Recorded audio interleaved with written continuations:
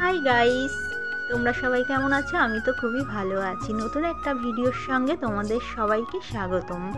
তো ঠান্ডা পড়েছে, এই ধরনের চাদর তোমাদের বাড়িতে সবারই আছে কম বেশি। তো এই চাদর আমরা একঘেয়েমি পরি বলে আমাদের ড্রেসের গেট আপটা নষ্ট হয়ে যায়, ভেতরে কি পরেছি সেটা দেখাই যায় না। তো সেটা যাতে আর না হয়, সুন্দর একটা অর্গানাইজার আজকে আমি তোমাদের এই স্টোল দিয়ে তৈরি করে দেখাবো। তো তোমরা ভালো করে ফলো করো। আর দেখো, প্রথমে স্টলটাকে 4 ভাঁজে ভাঁজ করে নিতে হবে।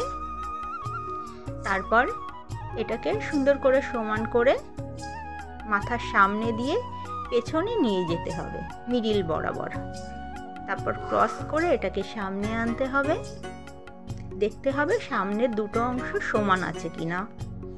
স্টলের ঝুলটা তো আমার তো সমানই আছে, যাই হোক। তারপর একটা সেফটি পিন বা ব্রোঞ্জের মাধ্যমে এটাকে সিকিউর করে নিতে হবে গলার বরাবর।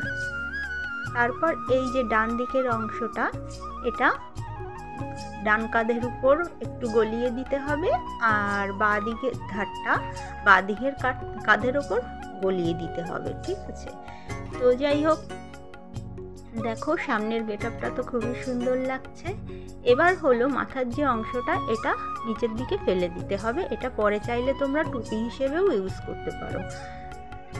তো দেখো বন্ধুরা, আমার ফাইনাল লুকটা কত সুন্দর লাগছে। তো এই ধরনের স্টল দিয়ে তোমরা বাড়িতে বানাতে পারো। তো ভিডিওটা যদি একটু উপকারী বলে মনে হয়, তোমরা অবশ্যই চ্যানেলটিকে সাবস্ক্রাইব করে লাইক করে আমার পাশে থেকো। নতুন কোনো ভিডিওর সঙ্গে আবারও ফিরছি। টাটা।